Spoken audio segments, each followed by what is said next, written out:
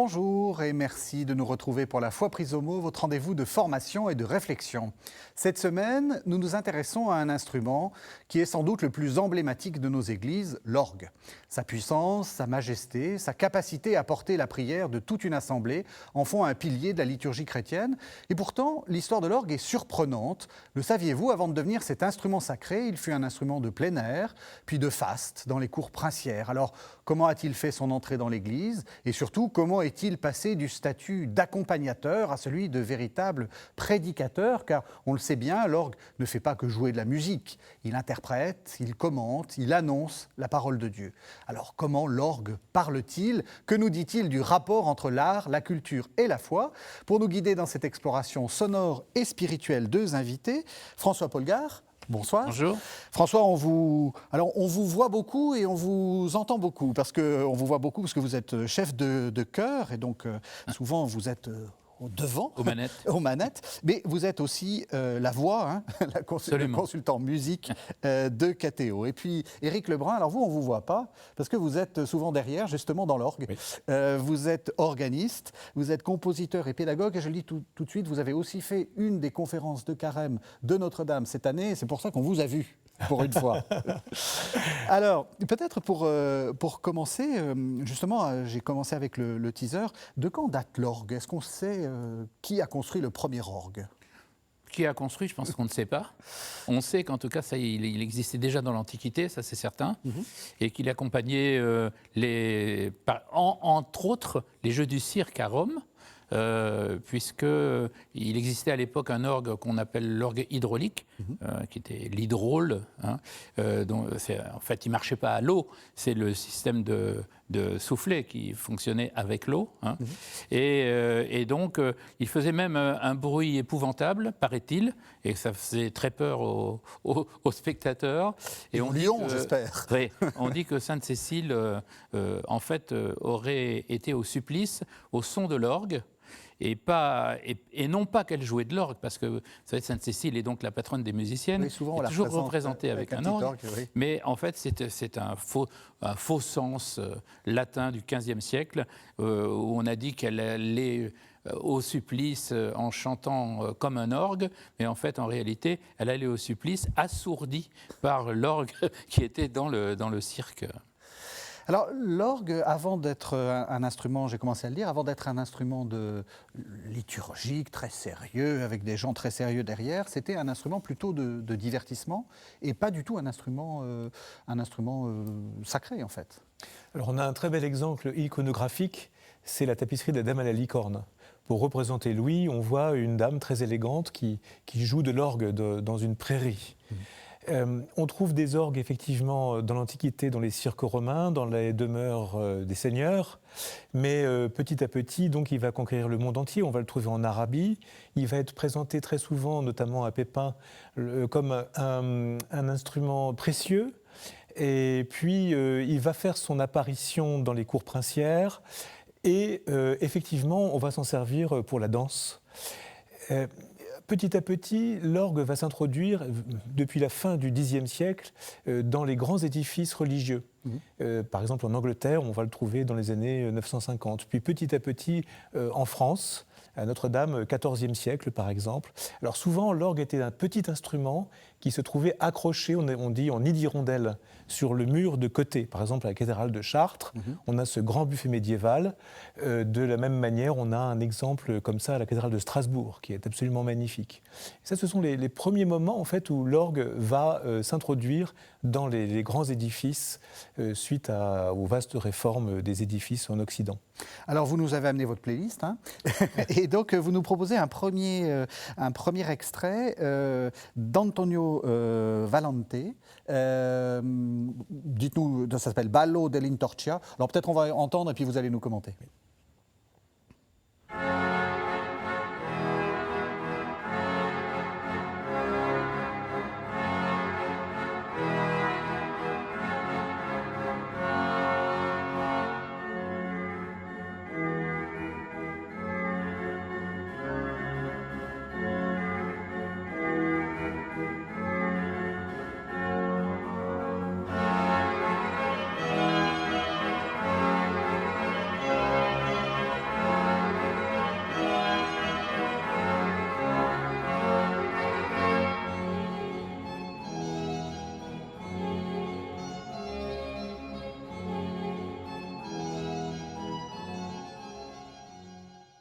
Ballo dell'Intorcia d'Antonio Valente. Donc là, on sent que c'est pas très liturgique. Non, alors... Ou alors il faut imaginer un évêque qui sautille. Oui. Oui, effectivement, on est dans la danse. Et d'ailleurs, on a de nombreuses pièces de cette époque profanes pour l'orgue. Je pense par exemple le ballet du Grand-Duc, qui est attribué à Sweelinck, mais qui est en fait et de Scheidt. Enfin, ça, c'est un point de détail. Et effectivement, on a de nombreuses pièces assez tardivement qui sont exclusivement profanes. Et cet exemple est intéressant.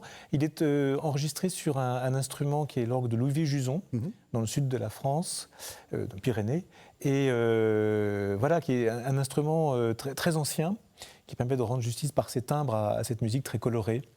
Voilà. Et donc là, on est en présence de cette musique qui, petit à petit, va conquérir le champ de la musique sacrée. On va en reparler un petit peu plus tard. Ben juste, on va même avoir un deuxième extrait. Alors lui, il est intéressant parce que c'est Frescobaldi, donc c'est l'organiste le plus connu de l'époque, et c'est l'organiste de la cour pontificale, je crois. Hein. Oui, tout à fait. Alors Frescobaldi est un compositeur tellement prestigieux que le jeune Bach l'a recopié de sa main lorsqu'il était élevé par son frère aîné. Frescobaldi était effectivement l'organiste de Saint-Pierre de Rome. Il a composé de la musique vocale, mais surtout des recueils de musique d'orgue. Alors là, ce qui est très très fascinant dans l'extrait que nous allons entendre, il est extrait des Fiori Musicali, c'est un recueil du début du XVIIe siècle qui comporte 3 messes pour orgue et 2 pièces d'inspiration profane, dont la bergamasque, mais qui font partie de ce recueil de musique religieuse et qui étaient peut-être jouées à la communion. Et donc on est étonné de voir qu'à Saint-Pierre de Rome, dans le Saint des Saints, on utilise encore des thèmes de musique profane pour la musique sacrée. Alors ça va être une constante par ailleurs. Donc là, en l'occurrence, la bergamasque, donc cette mélodie très populaire qui vient de Bergame, et que donc Frescobaldi va utiliser de différentes manières. Et ça illustre une deuxième chose, c'est qu'au départ, l'orgue à l'église va imiter la voix. En l'occurrence, cette musique pourrait parfaitement être chantée par un chœur à 4 voix et être un motet sacré ou une chanson profane. Mais la frontière est très floue à cette époque entre les deux genres. On écoute la bergamasque.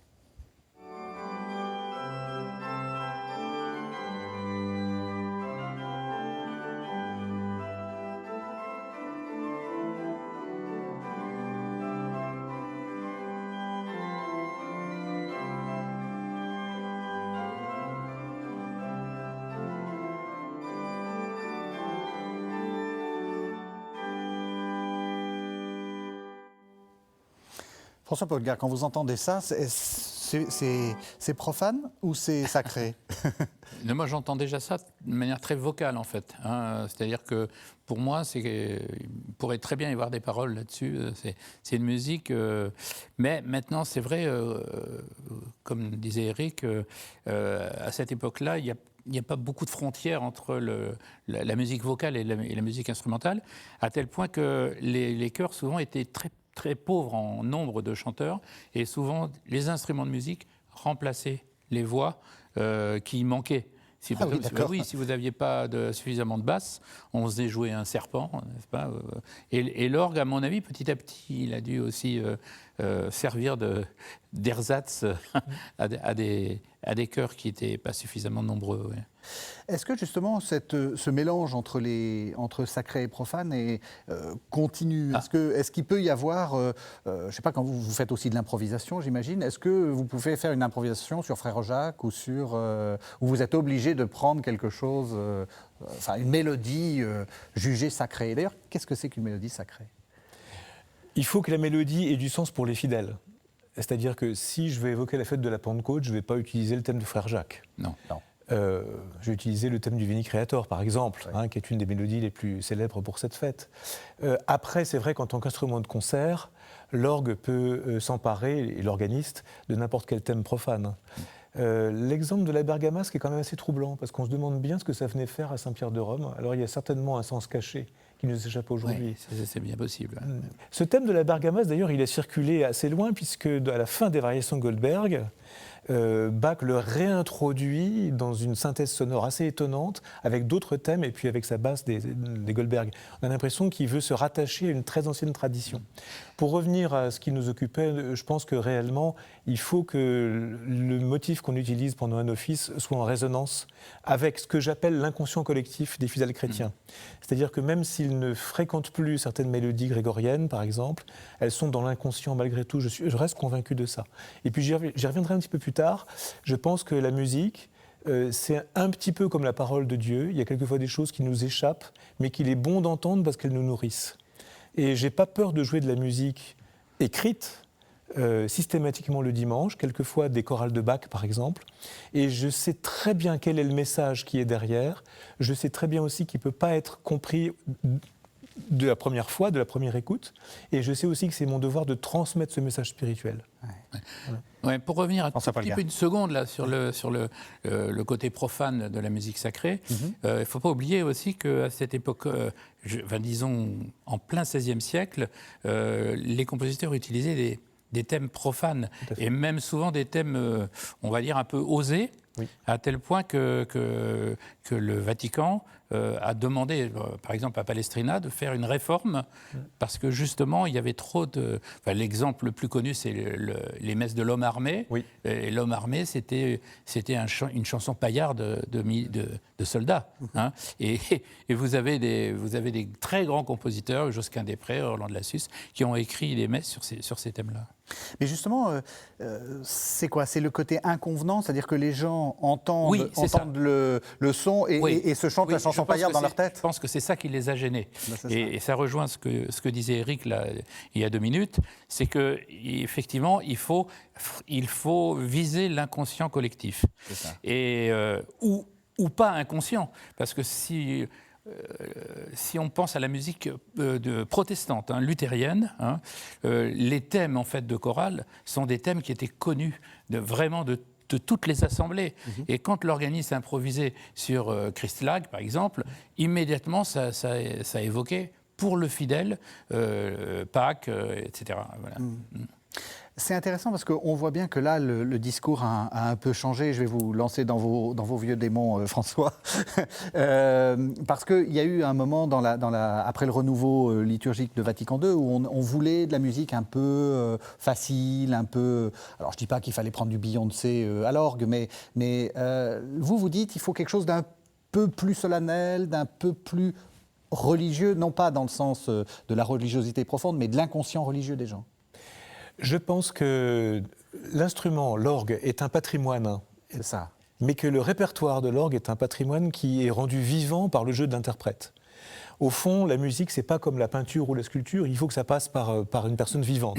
C'est ça. Et donc, je trouve que notre devoir à nous, organistes ou chefs de chœur d'ailleurs, c'est la même chose, c'est de rendre ce patrimoine vivant. Et qu'il y a dans cette musique sacrée, alors la musique sacrée, ça veut pas dire grand-chose. On va dire la musique qui a été écrite pour la liturgie. Dans le cas de Bach, par exemple, les chorales pour orgue ou les cantates. Eh bien, il y a un message qui est derrière cette musique et qu'il est très important de l'interpréter régulièrement, je veux dire, de manière à ce qu'elle enrichisse la pensée, la prière des fidèles. D'ailleurs, j'observe que beaucoup de personnes qui ne fréquentent pas l'Église vont écouter volontiers de la musique liturgique, alors qu'on va dire de la musique sacrée, en concert.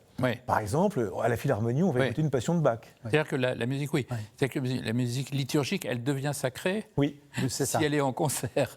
Et elle est liturgique si elle appartient à la liturgie. Mais sa vocation est liturgique. Absolument. Je me rappelle qu'un de mes curés, il y a maintenant une vingtaine d'années, dans ma paroisse, m'avait demandé à ce que ce qu'on donnait en concert avec le chœur que je dirigeais à l'époque soit donné à la messe. En l'occurrence, il parlait de la messe de minuit de Charpentier. Bon, on l'a chanté pendant la messe de minuit. Puis ensuite, on a chanté la messe Connubilo de Duruflé, etc. parce que c'est la place, en fait, pendant la liturgie.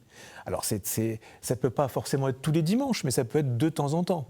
Voilà. Donc, moi, je trouve que la musique d'orgue, elle a sa place très facilement dans les offices de l'après-concile, parce qu'on peut jouer avant l'office, on peut jouer pendant l'offertoire, on peut jouer pendant la communion ou l'action de grâce, et on joue la sortie. Donc, ça fait quand même 4 moments où on peut placer de la musique qui a du sens et qui est du patrimoine vivant.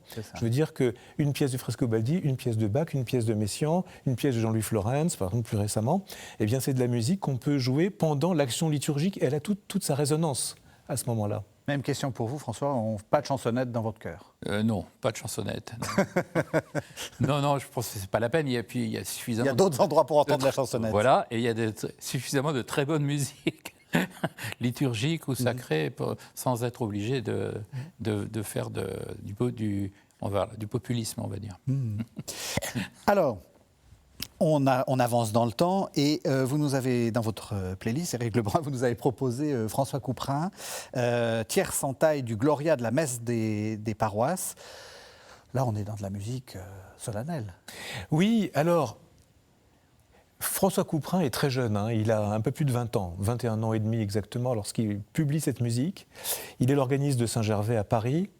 Et à l'époque, et c'était le cas depuis déjà très longtemps, puisqu'on parlait de Frescobaldi, c'était comme ça à Rome, on alternait le plein chant qui, il faut le dire, n'a pas toujours été apprécié.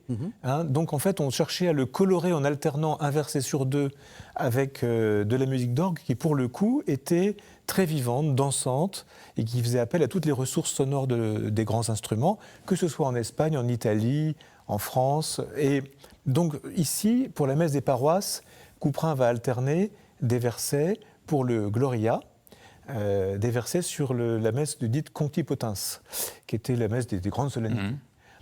Et là, nous arrivons au verset « Quitolis peccata mundi », toi qui portes les péchés du monde.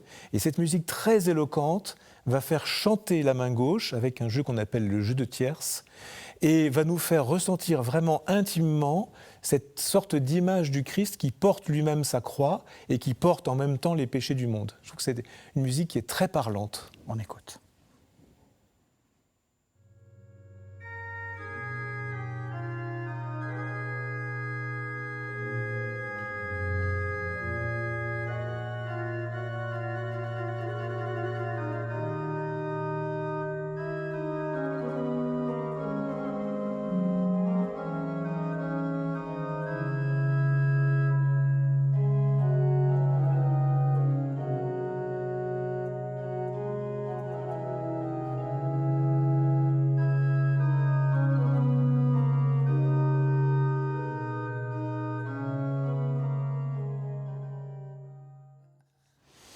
C'est très beau. Là, hein. oui. Là, c'est très intéressant même d'un point de vue musicologique, hein, puisque la tierce en taille, en fait, la taille, c'est le ténor. C'est le ténor. Et donc, le ténor, en fait, le mot ténor vient de teneur. Teneur, c'est-à-dire, c'est celui qui tient, en fait, la mélodie. Et Couperin, lui, en fait, il connaît très bien son histoire de la musique, évidemment. Et sa mélodie, il la met au ténor. C'est-à-dire que c'est historiquement la partie qui doit chanter, le ténor. Il improvise quand il fait ça ou parce qu'on a toujours cette image je sais pas, de Bach qui improvise puis qui après réécrit ce qu'il a. Il improvise ou c'est déjà écrit?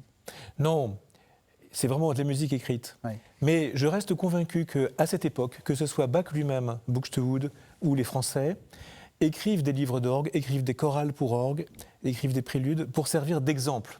Parce qu'on ne peut pas imaginer une seconde que Bach rabâchait toujours les mêmes œuvres le dimanche. Alors, Bach qui n'a été organiste à l'Église que 14 ans. On va revenir sur Et Bach. ça, c'est une autre histoire.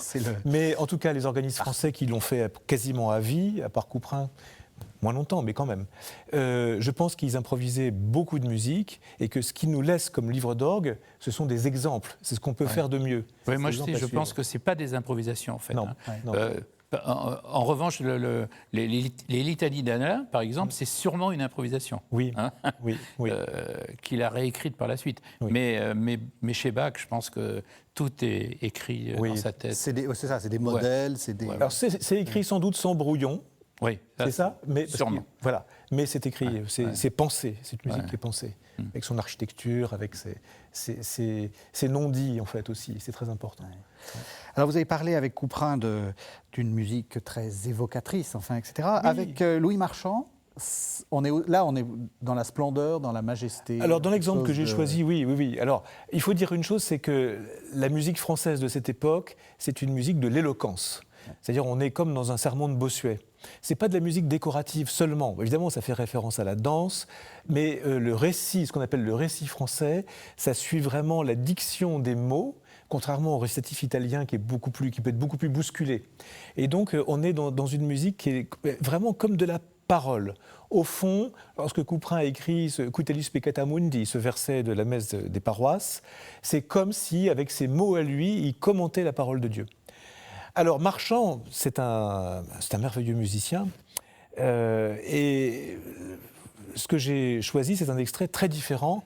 Là, c'est en fait ce qu'on appelle un grand jeu. Donc c'est ce qui va conclure généralement, par exemple, la Magnificat ou le Gloria, etc. Et c'est aussi ce qu'on jouait à l'offertoire. À l'époque, les offertoires étaient extrêmement brillants. Et donc là, c'est probablement ce qu'on pouvait entendre de plus fort, comme disait mon maître Michel Chapuis, en dehors du bruit du canon. À cette époque-là. Donc, il fallait saisir vraiment l'imagination du fidèle. Et donc ce qu'on appelait le grand jeu, c'est extrêmement saisissant. Et la musique qui va avec aussi. Oui, je ne sais pas pourquoi aujourd'hui les offertoires sont considérés comme des moments où il faut jouer doucement, de manière doucereuse, etc. Oui. Alors que... Non. Moi, ce n'est pas du tout mon cas. Bah oui, mais ça, je n'en doute pas. Très contrasté en fonction des temps liturgiques. Bah, bien sûr. Oui. Par exemple, pour le dimanche de la Pentecôte, là, faut y aller, que ce soit éclatant. Le jour de Pâques aussi. Mais c'est vrai que souvent, l'offertoire, c'est considéré comme un moment où il ne faut pas jouer trop fort. Du coup, la musique ne sert pas à grand-chose. Oui, ça endort un peu les fidèles. Oui. Et ben voilà, de la musique qui n'endort pas. Louis Marchand, c'est comme le bruit du canon, mais en plus mélodieux.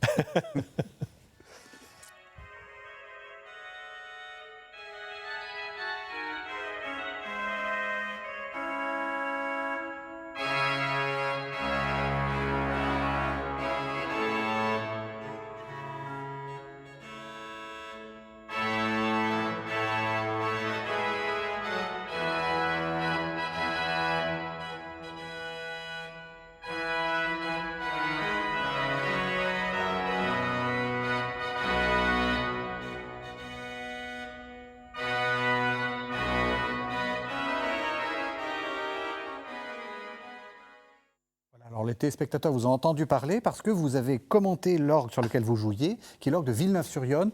Également, c'était l'orgue que vous jouiez pour Couperin. Oui. Voilà, c'est en Bourgogne. Exactement. Ma belle-sœur Sylvie a été organiste sur cet instrument pendant une 30aine d'années. Ah ouais. Donc j'y suis attaché aussi pour des raisons familiales. Mmh. Alors Bach. Qu'est-ce que vous dites de Bach, vous, François, quand vous avez à présenter Bach? Qu'est-ce que vous voulez dire? Bach, c'est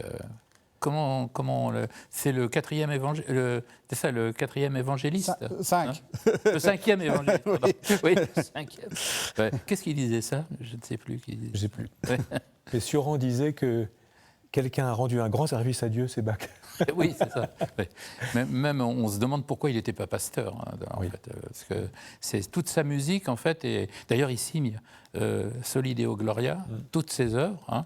Donc il ne vit et il n'écrit que pour Dieu, en fait. Hein, Est-ce que c'est vrai la légende qui dit, enfin la légende ou c'est l'idée un peu rapide que les gens spécialistes pas du tout spécialistes de la musique disent que en fait c'est un commentaire, c'est presque une prédication. Est-ce que c'est cette impression que vous avez? Alors d'abord il faut rappeler que la société dans laquelle Bach vivait était protestante. Ouais. C'est-à-dire que dans sa famille il y avait des musiciens qui jouaient des instruments de cuivre dans les hôtels de ville, au sommet, dans les tours des hôtels de ville, pour que les gens entendent des mélodies de chorale toutes les heures et prient, qu'ils soient au chant, à l'atelier, etc. Donc ça fait partie quand même d'un... Tout à l'heure, on disait qu'on avait ces mélodies de chorale, c'est François qui le disait dans la tête, mais c'est vrai, les gens connaissaient absolument par cœur, parce qu'on ne chantait pas la musique religieuse seulement à l'église, on la chantait chez soi ou dans la rue. Donc c'est vrai que Bach est un prédicateur, mais c'est, j'allais dire, presque naturel, parce que c'était la fonction de la musique. Mmh. Et chez lui, ce qui est très intéressant par rapport à d'autres musiciens qui sont aussi des prédicateurs, c'est qu'il y a plusieurs niveaux de lecture. C'est-à-dire qu'il y a un premier niveau, comme chez Telemann, qui a composé par exemple une 40aine de passions. On se dit, mais quand même, c'est plusieurs 2000 cantates pour l'Église. Mais j'allais dire qu'il y a un premier niveau de lecture qui est magnifique, alors que chez Bach, en fait, quand on regarde derrière, il y a un autre niveau de lecture, puis encore un autre, et puis on découvre toujours des choses. Vous voyez, moi, ça fait plus de 45 ans que je joue de l'orgue.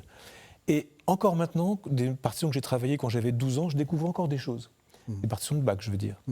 Parce que voilà, il y a toujours un arrière-plan et que cet homme était tellement inspiré par la parole de Dieu qu'il en a découvert toujours. Par exemple, lorsqu'il évoque la nativité, eh bien, il y a toujours l'image de la croix derrière, de la passion à venir plus tard. Ce n'est pas juste la nativité, mais c'est quand même la nativité, vous voyez.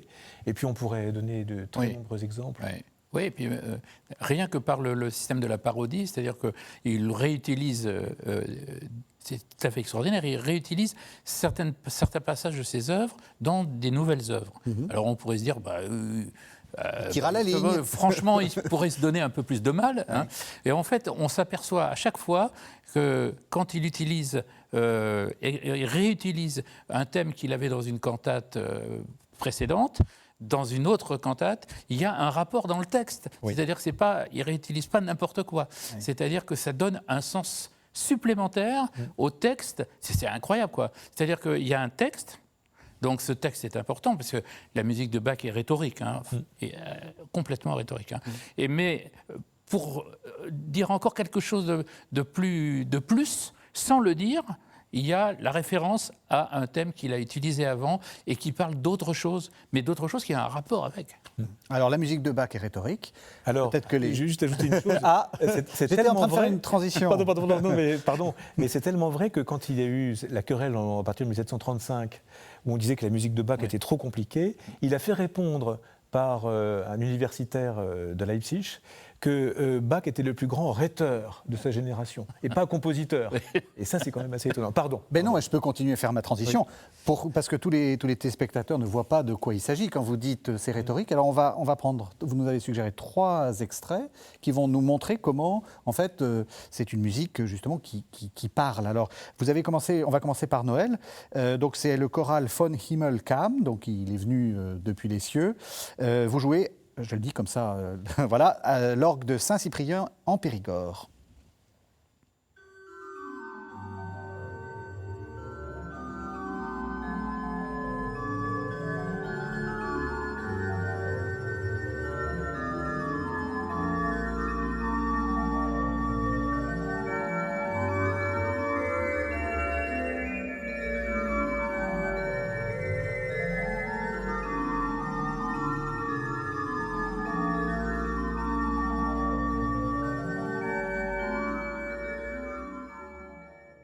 Alors pourquoi c'est rhétorique là? Parce que ça descend? Alors, il descend du ciel? Voilà, alors nous sommes donc au début du XVIIIe siècle. Bach a à peu près le même âge que Couperin quand il écrit son livre d'orgue, il a un peu plus de 20 ans. Donc ça s'appelle Petit livre d'orgue, parce que c'est un petit cahier comme ça. Et il commente en fait son projet, parce qu'il n'est pas arrivé au bout, mais il commente quand même pour 45 chorales les mélodies que tout le monde connaît à cette époque, qu'on chante à l'église, qu'on chante au chant, à l'atelier. Et en fait, il va faire un petit commentaire musical de la durée même du chant liturgique, qui ne dépasse pas la durée, qui permet d'avoir un éclairage, et même plusieurs éclairages en même temps. Alors en l'occurrence, la mélodie donc plane au-dessus, on l'entend un petit peu, mais surtout on entend toutes ces gammes qui montent, qui descendent au pédalier, aux mains, et en fait, le texte dit que du ciel est descendue la cohorte des anges. Et donc on a l'impression, comme dans un tableau où on voit des anges qui forment un pont entre le ciel et la terre, d'avoir tous ces anges et puis en même temps un arrière-plan avec d'autres anges moins nombreux et qui évoluent plus lentement. Vous voyez ce que je veux dire ? Voilà. Et donc là, en fait, c'est quelque chose de très visuel. Il nous montre justement qu'au moment de Noël, il y a quelque chose qui se passe dans cette espèce d'union entre le ciel et la terre.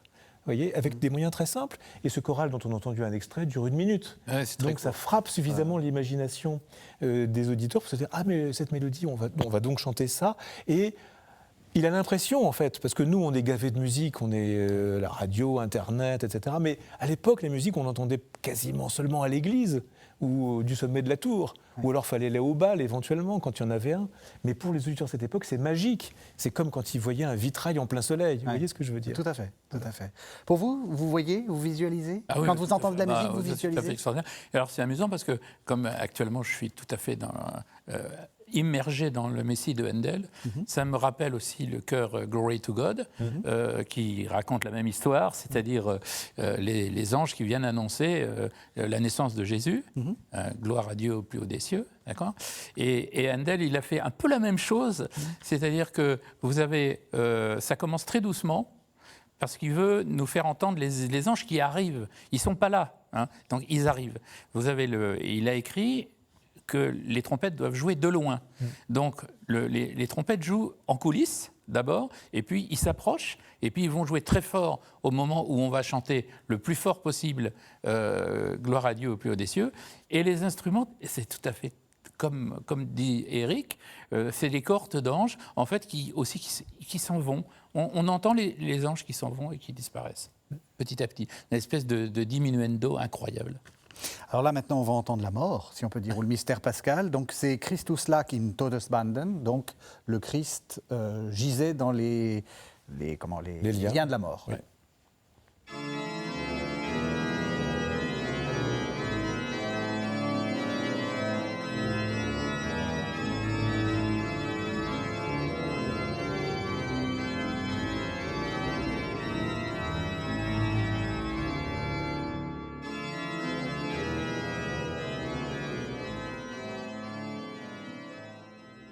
Où les liens, là?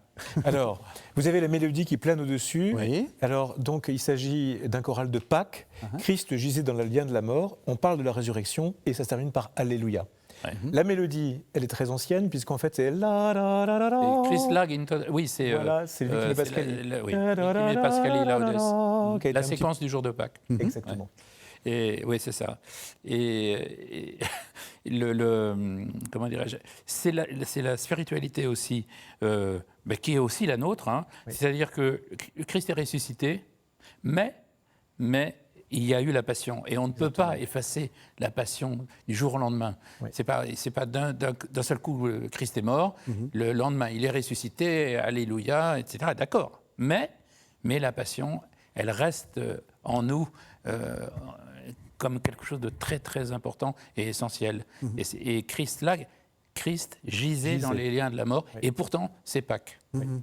Et en l'occurrence. Donc, ce qu'on entend en haut, c'est la mélodie de la résurrection. Oui. Et Alors, exactement. Voilà. Le geste est parfait. Oui. Parce qu'il y a deux choses visuellement, des sortes de bandelettes comme on représentait quelquefois à l'époque. Oui. Hein, on représentait le Christ enveloppé de bandelettes comme une momie. Oui. Et puis en même temps, les liens de la mort. Quelque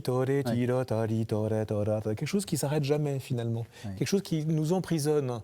Voilà. Mais ce motif parcourt la polyphonie, les mains, les pieds, et au-dessus, on a la mélodie du choral. Donc en fait, là, on est dans quelque chose qui nous évoque effectivement la mort, la prison du tombeau, et puis à la fin, la résurrection. Donc là aussi, prédication, très simple, 1 minute.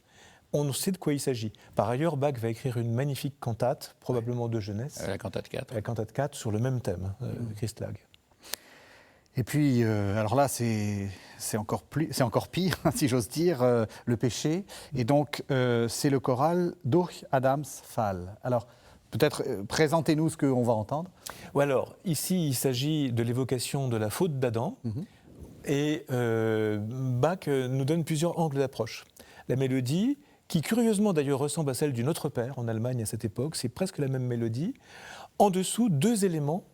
Un pervers, ta-da-da-di-da. On ne sait pas très bien où est-ce qu'on évolue parce que c'est majeur, mineur, etc. Et puis en même temps, au pédalier, la chute, à la fois l'expression de la chute parce que c'est un mouvement descendant, tom, ti, tom, tom, et en même temps, c'est grave, c'est probablement, parce que Bach ne le précise pas, mais un registre assez sombre et en même temps sonore, et ça évoque aussi la bête de l'Apocalypse, mais aussi le serpent. Et donc on a ça à l'intérieur, à la fois quelque chose comme ça qui pollue un petit peu le discours, qui est un peu l'image du serpent tentateur, et puis en même temps la bête dans le grave, comme ça. Donc la chute d'Adam, finalement, quand on y regarde de plus près, c'est pas Adam qui est concerné. Hein, c'est le serpent, c'est le mal, c'est... Voilà. Et on a une image, je trouve, extrêmement parlante et tout à fait extraordinaire. Là, on est dans du 3 dimensions. Hein. Alors, on écoute le 3 dimensions.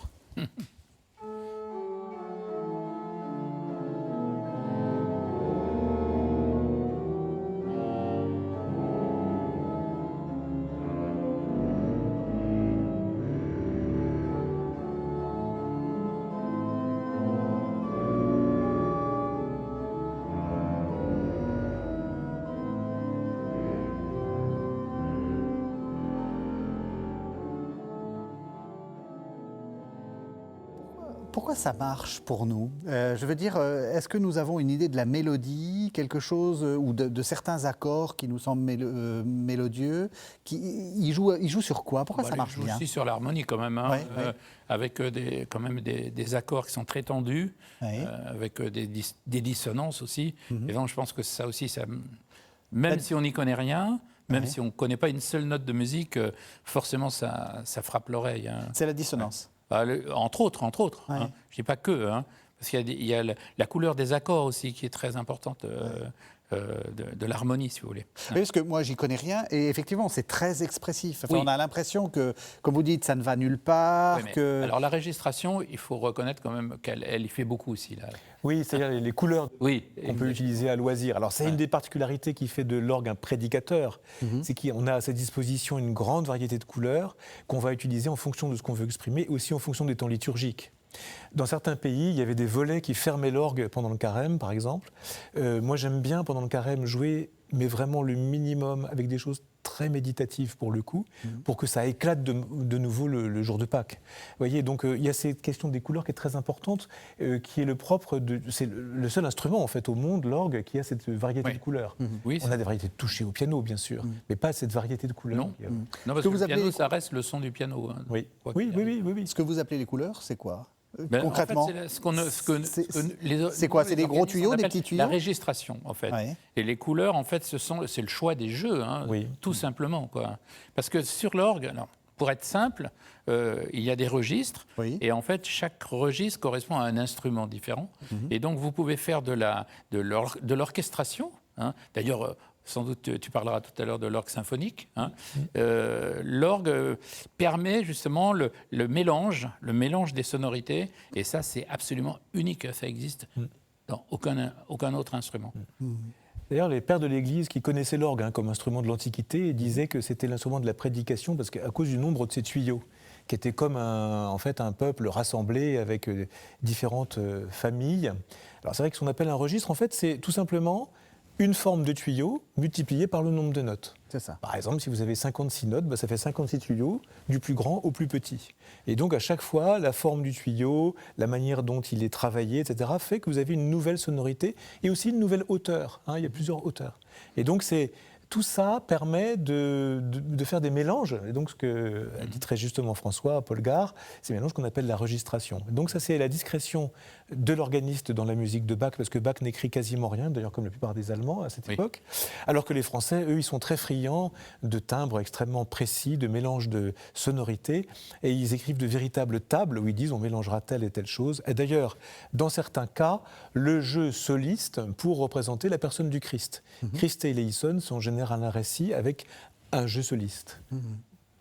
Alors, on va avancer, puisque l'émission aussi avance. On va arriver au 19e siècle. Qu'est-ce qui change au 19e siècle? Je pense qu'il y a d'abord peut-être de la technique qui change. Oui, je pense que... un des points essentiels, c'est quand même l'évolution de la facture, hein, c'est-à-dire de la fabrication des orgues. Alors là, vraiment, évidemment, on va vers un autre monde. Hein. Le monde de la symphonie, en fait. Oui. Qu'est-ce qui change concrètement? C'est-à-dire qu'est-ce qu'on faisait avant et qu'est-ce qu'on ne faisait pas avant et qu'est-ce qu'on est capable de faire? Éric? Déjà, il faut dire le monde a changé. On est après la Révolution. Jusqu'à la Révolution, on arrive à un sommet vraiment de perfection dans la facture instrumentale. Et après la Révolution, il y a quand même une longue période de décadence où les instruments sont en mauvais état, ils sont détruits. On ne s'en sert plus ou on ne s'en sert pas bien. Et d'ailleurs, si on a créé une classe d'orgue en 1818 au Conservatoire républicain, qui est en fait une classe d'improvisation, c'est parce que finalement on improvise. On improvise, on ne joue quasiment pas de répertoire. Et donc l'orgue va connaître une évolution postérieure. C'est-à-dire ça va commencer en gros à la fin des années 30. 1830. Donc à cette époque, l'orchestre symphonique est en pleine ébullition. La symphonie fantastique de Berlioz, c'est 1830. On donne les symphonies de Beethoven à cette époque à Paris. Et d'ailleurs, Wagner, qui est là, dit c'est ce que j'ai entendu de mieux comme interprétation. C'est vous dire quand même s'il y avait une émulation.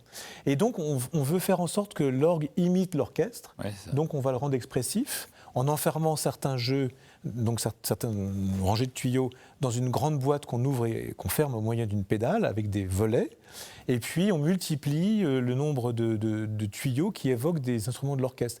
Cavaillé-Coll, qui a été à la tête d'une entreprise qui a construit presque 600 instruments à travers le monde, et pas des moindres, Notre-Dame de Paris, il aurait presque pu faire l'orgue du Vatican, Saint-Pierre de Rome. Il y a des plans.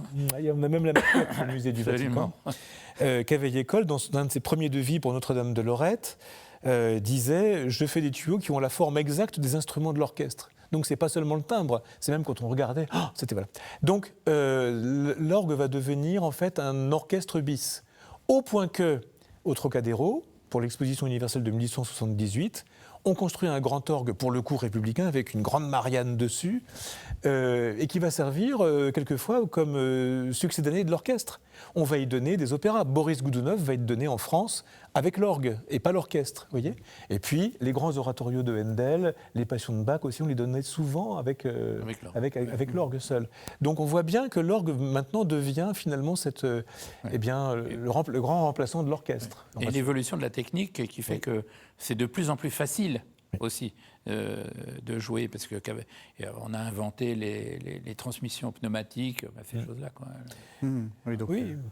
Parce qu'autrefois, évidemment, si on voulait avoir beaucoup de pression, c'est-à-dire un air puissant dans l'instrument, on était obligé d'appuyer très fort sur les touches. Et donc, l'une des inventions géniales, c'est de permettre de jouer comme si on faisait finalement un solo de piano. C'est un peu comme sur la voiture, il y a une sorte de système direction assistée, direction absolument, assistée. Exactement, c'est ça, tout à fait. Oui, c'est drôle parce que je me suis amusé à regarder, à rechercher dans le 20 milieux sous les mers, le passage qui parle de l'orgue du capitaine Nemo. Et dans le passage qui parle de l'orgue du capitaine Nemo, il parle de transmission pneumatique. C'est incroyable. Incroyable. Mais justement, vous m'évoquez un autre orgue, qui est l'orgue de Barbarie, beaucoup plus modeste. Oui, ça c'est... C'est une concurrence ? Oui, alors mais là on revient un petit peu au XVIIIe siècle, parce que c'est avec Mozart en fait, puisque Mozart s'est beaucoup intéressé aux instruments mécaniques, et justement les horloges automatiques, et il a écrit des pièces pour ces instruments-là. Alors là, c'était un autre aspect de l'orgue. Nous quittons là le monde liturgique et sacré. Là. Mais justement, est-ce que ça veut dire qu'il y a une sorte de concurrence ? Enfin, je veux dire, parce que c'est étrange, moi je ne savais pas que Mozart avait composé la musique pour orgue. Ah oui, mais en fait maintenant on la joue à l'orgue, cette musique-là, l'andante et puis la fantaisie, mais en fait elle n'a pas été écrite pour être jouée, en fait non. Mais Beethoven aussi, Haydn, ils ont tous écrit des pièces. Alors, c'était un système qui a été aussi très utilisé en France, puisqu'on a un rouleau de Balbâtre, compositeur français, organiste de Notre-Dame, qui permettait de jouer un orgue automatique. Et ce qui n'est pas très connu aujourd'hui, même si on a restauré 2 de ces instruments, c'est qu'il y avait dans les églises aussi des sortes d'orgues de Barbarie, dans lesquels on mettait des rouleaux et qui vous jouaient des paraphrases d'une messe. Alors, très souvent, par exemple, on avait la messe royale de Dumont, et puis on alternait avec ces fameux orgues de Barbarie pour l'Église, avec de la musique, et des extraits d'opéra de Rossini, des mélodies en fait qui n'avaient rien de religieux. Mais les gens étaient contents de chanter la messe de Dumont, alternée avec des airs de Rossini, du Barbier de Séville, La etc. playlist, quoi. Voilà. Donc en fait, ça a quand même été c'est un petit peu l'équivalent d'un lecteur CD aujourd'hui. C'est ça. Ou d'un lecteur MP3 qu'on mettrait à l'église. En fait, voilà, c'était juste un orgue automatique. J'ai vécu dans mon enfance, et c'est le premier instrument que j'ai joué dans l'église de Montignac-sur-Vézère, Montignac-Lascaux, on dit aujourd'hui, et j'ai découvert de manière très étonnante qu'il y a eu un orgue à une époque qui était justement un orgue à rouleau. Ah oui. Voilà, et on connaissait le nom de la personne qui tournait la manivelle. Alors, on va entendre peut-être l'une des pièces les plus célèbres d'orgue, la toccata de la 5e symphonie de Charles-Marie Widor. On va d'abord l'entendre et vous allez nous la commenter. Vous êtes à l'orgue de Saint-Antoine des 15-20.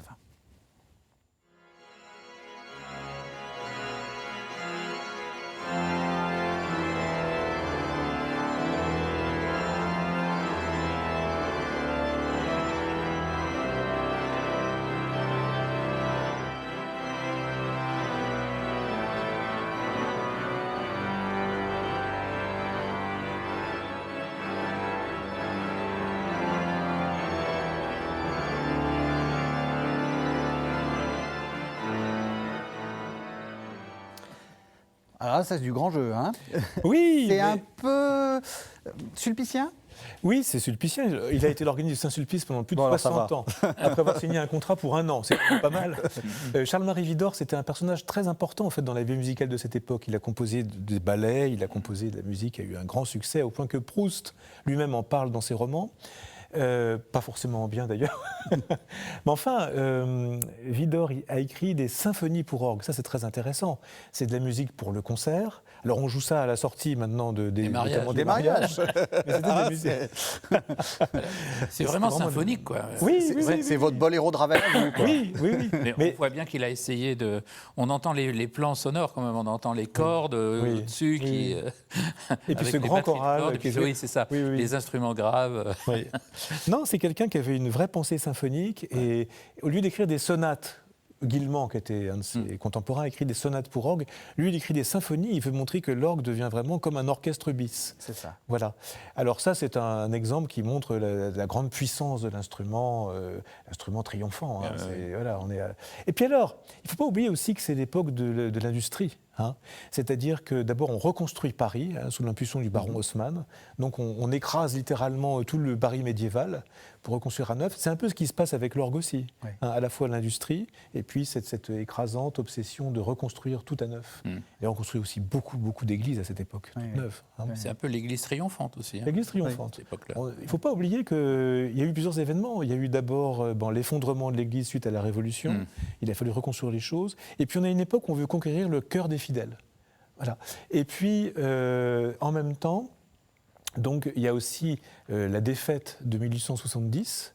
Et donc ces années-là, 70, 80, 90, c'est aussi l'époque où petit à petit, en France, on veut aussi reprendre le discours en main et notamment on veut bannir la musique allemande. C'est pour ça que Widor, il écrit sa fameuse symphonie. Il met en place un répertoire typiquement français. Hein, voilà. Et ça, c'est aussi à prendre en considération. On n'a pas tout à fait l'équivalent en Allemagne où on poursuit une c'est vrai, tradition ouais. plus liturgique à cette époque-là. Ouais.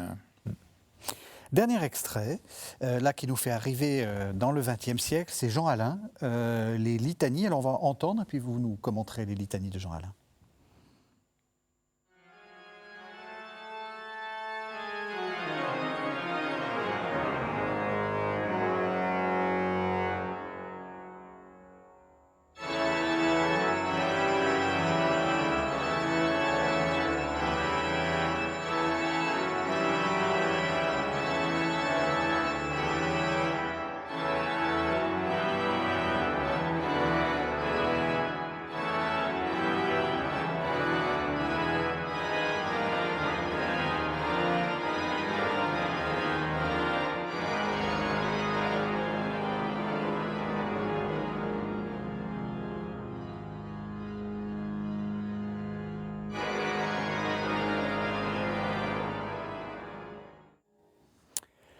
Qu'est-ce que vous en pensez, François? Je vous sentais. C'est de la musique pas drôle, hein? Ah non, c'est une musique Non, non, absolument géniale. Non, génial, mais un peu angoissé. Vous un trouvez peu- que c'est angoissant? Un peu, non? C'est peut-être le côté mineur, peut-être, je ne sais pas. Moi, Comment vous la percevez? je trouve que c'est très déclamatoire déjà, et ça me plaît beaucoup, Ouais. parce que là aussi, il y a un côté très vocal dans cette musique. Et puis très profond aussi, parce qu'on entend les litanies aussi. Hein, elles existent, ces litanies, avec la répétition qui est de ce thème incessante. Hein. Et puis, c'est vraiment une grande profondeur. C'est une musique très, très profonde. C'est magnifique, hein, moi, Ouais, je trouve ouais. ça magnifique. Ouais. Alors, complètement d'accord. Mais vous n'êtes pas angoissé, vous. Si, un peu. Ah, quand même. Oui, si. Non, mais je veux dire sur tout ce qu'a dit François, mais sauf que pour moi, c'est une œuvre inquiète. C'est-à-dire, il dit d'ailleurs une petite phrase au début des litanies. Il dit que, en fait, lorsque la foi, lorsque le chrétien ne sait plus comment s'exprimer à Dieu, il répète la même invocation et que la raison atteint sa limite et seule la foi poursuit son cheminement. Et je trouve qu'il y a quelque chose d'un peu angoissant dans cette litanie, c'est-à-dire qu'il y a quelque chose de l'ordre de « écoute-moi, écoute-moi, écoute-moi » jusqu'au paroxysme. Et ça me touche beaucoup. Et par ailleurs, il y a une chose aussi, c'est qu'on est dans l'expression libre de la foi intime. On n'est plus dans le service liturgique. Et ça, Jean Alain a été un des initiateurs, avec Messiaen, il faut le dire. Oui, c'est une pièce très très libre. Ça, Oui, c'est ça. Et donc on n'est plus dans... Alors évidemment, moi j'aime jouer ça, par exemple, tout simplement, le jour de la Toussaint. Parce que ça évoque les litanies des saints, etc. Oui.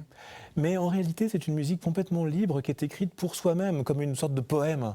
Et ça, je trouve que c'est quelque chose de tout à fait nouveau. L'irruption dans le domaine de la musique intime ou du concert, d'une musique chargée de sens spirituel. Et on n'est plus dans le domaine de la musique sacrée, c'est autre chose encore. C'est une musique chargée de sens spirituel. Toute la musique de Messiaen est inspirée par la spiritualité chrétienne. Et la musique de Jean Alain aussi, quand bien même il va puiser, comme Messiaen d'ailleurs, dans d'autres sources extra-européennes. On a aussi un compositeur alors, qui est décédé en 2004, qui est plus récent, c'est Jean-Louis Florence, qui est allé puiser en Afrique. Combien de fois vous nous l'avez fait entendre, François? C'est un de vos préférés. Ouais. Et là, c'est tout à fait intéressant, parce qu'avec d'autres spiritualités que celle de l'Église catholique romaine, enfin, bien sûr. Lui, il va trouver quelque chose qui nous alimente et qui nous...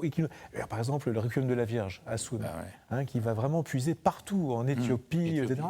Et on est saisi, moi, c'est une de mes œuvres préférées, vous voyez, bon. Alors voilà, donc Jean Alain, oui, évidemment, les litanies, pour moi, c'est une des œuvres les plus géniales du XXe siècle. C'est quand même tout à fait extraordinaire. Il faut l'écouter en entier. Là, on arrive au point culminant. On a fait quelques extraits. Voilà, c'était Tout juste pour écouter en donner... entier. Oui. Merci à tous les deux. Alors, je pense que les téléspectateurs ont envie de vous entendre, de continuer à vous voir. Alors, pendant tout l'été, pendant les semaines qui viennent, vous avez certainement des concerts à nous proposer.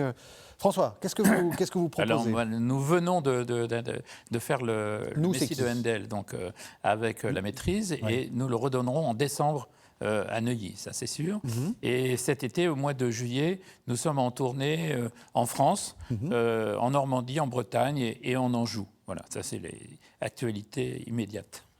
Éric. Alors, je viens de donner le dernier concert pour l'inauguration de l'orgue de Saint-Jean-Baptiste de Neuilly, un instrument qui vient d'être complètement reconstruit, très beau. Bientôt, je vais jouer pour l'inauguration de l'orgue d'Alfortville, Notre-Dame d'Alfortville, un orgue Cavaillé-Coll classé monument historique. Puis le lendemain, donc ça c'est le 28 juin à 20h30, et le lendemain à 16h à Bois-le-Roi, donc l'instrument va être complètement rénové, et donc je vais jouer aussi pour son inauguration. Pendant l'été, beaucoup de concerts dans plusieurs pays d'Europe, et puis à la rentrée, enfin, avec mon épouse Marie-Ange Laurent, nous allons clôturer notre enregistrement de l'intégrale de Bach sur les deux orgues de l'église Saint-Jacques de Lübeck. Alors, bon, c'est une entreprise très vaste, ça fait 20 CD au total, donc c'est assez colossal. On va illustrer avec tout ça une quinzaine d'instruments différents dans toute l'Europe. Et je dois dire, symboliquement, terminer à Saint-Jacques de Lübeck, là où Helmut Walcha, organiste allemand, en 1947, a enregistré la première intégrale de Bach. Je veux dire, moi, ça me fait chaud au cœur. Je trouve que c'est un symbole très fort. Ça va être publié dans quelle édition? Alors, donc, l'intégrale va être disponible à partir du mois de novembre chez Chanteloup Musique. Et on peut déjà se procurer, depuis le volume 1 jusqu'au dernier, en disque séparé chez le même éditeur. Merci vraiment à tous les deux. Merci de nous avoir suivis. Vous savez que vous pouvez retrouver cette émission sur le site internet de la chaîne www.ktotv.com et on se retrouve la semaine prochaine.